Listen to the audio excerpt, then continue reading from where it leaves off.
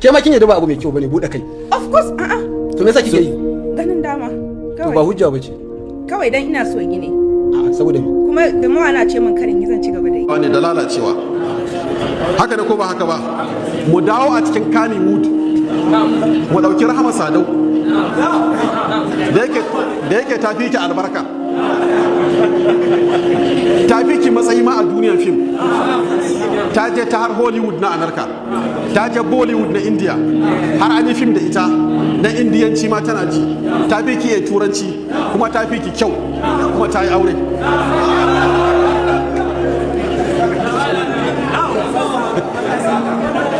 Allahumma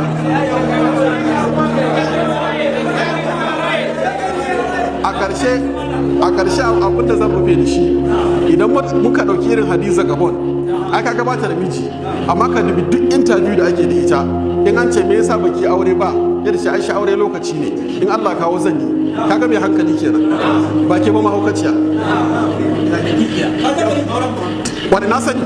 ta zagi aure ta wulakanta aure hausawa ba su waye ba hausawa gidadawa ne ita mummuna ne ta ba gidajiya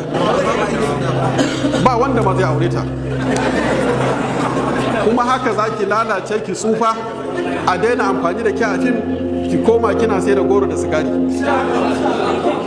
ba ma miki wannan fatan Allah shirye ki amma in kin ci gaba da zagin addini wallahi karshen yake ba wanda ya taɓa musulunci ya gama lafiya babu shi a duniya muna miki nasiha ki ji tsoron Allah in baki ji tsoron Allah ba duniya za ta miki ladabi mun yi wannan maganar saboda maganar da ta ya taɓa hadisan manzon Allah alaihi salatu wassalam duk wanda yake goyon bayan da kuma ga fili ga mai doki amma duk wanda ya taɓa addinin mu sai mun taɓa shi kowa ne Allah ta'ala in ba an yi auren ba za a haife ta amma ba ta da mafaɗi ne yayi babanta da mamanta duk sun rasu ke sa take ta amma fa tana bin umarnin darakta kan kumanta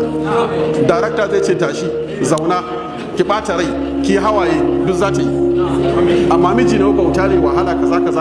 a ɓata tarbiyyar yara a ɓata tarbiyyar ƴaƴan kaga har muka fito muka yi magana kada kannan mu da ƴaƴan mu masu tasowa da jikoki su dauki irin ɗabi'arki su dauka wani abin kirki kike koyarwa su dauka wani abu ne mai mutunci da kike faɗi so kin ga dama aure tuni ya riga ya fi karfin ki dama aure baya ma bukatar irin ku domin shi aure yana bukatar wanda suke bukatarsa wanda kuma suke kaunarsa wanda suke so su yi shi aure yake bukata shi yasa da dama zaki ga wata ta taba yi ta fita kuma tana kokarin komawa ta dawo ta sake yi domin ta san darajar abin zaki ga wacce bata taba yi ba ma tana sha'awar Allah ya kawo ta matsayin aure yana bukatar wanda suke bukatarsa ne yake yar uwa so mu abin da muke gudu wannan mummunar dabi'a ku inda kuke nuna cewa dukkan fitina da masifa ya tattara ne a gidan aure ba ku taba fitowa kun faɗi ni'imomin aure ba kullum kuna kai mata barazana da doke-doke kuna faman danne martaba ta wallahi ba za ta dannu ba wallahi matukar mu muna raye ba za mu taɓa bari wasu mutane su zo su kaskantar da aure ba mu abin da aure ya bamu a duniya ba za mu iya lissafa shi ba dan ko ba komai mu an haife mu ne ta hanyar aure so muna alfahari da shi akwai abubuwan da kika rasa ke don ki zama abin tausayi na farko kin samu rashin tarbiyya dangane da kuma me ya kawo hakan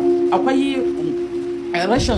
nutsuwa da baki samu ba duk da kin ce mahaifinki ya rasu mahaifiyarki ba ta raye da suna nan akwai guduma wanda za su baki na tarbiyya to kin rasa wannan so duk abin da zaki ki yaki aure zaki iya faɗar sa mutane ne basu gane inda maganan ki ya dosa maganan ki akwai ta'adi akwai hadari mai girman gaske wanda wallahi yau idan aka bar irin ku suna ci gaba da maganganu to wallahi abin da za ku haifar kare ba zai ci ba so aure ya fi karfin ki mutum sai ka ganshi kamar mai hankali ba hankali dukkan matakan tsufa sun sauko akan ki amma kin kasa ganewa wankin hula ya kai ki dare amma duka ba baki gane ba ke akan rakin ki kawai kike magana za mu so ƴaƴa domin ƴaƴa abin so ne saboda annabawa ma sun yi kwaɗayin ƴaƴa kuma sun roki Allah ya ba su haihuwa na san ko baki nemi haihuwa a yau gobe za ki buƙace su da domin menene abin so ne abin kauna kuma alfaharin ka kullum burin ka Allah ya baka ƴaƴa na gari wanda za a yi alfahari da sura da gobe kiyama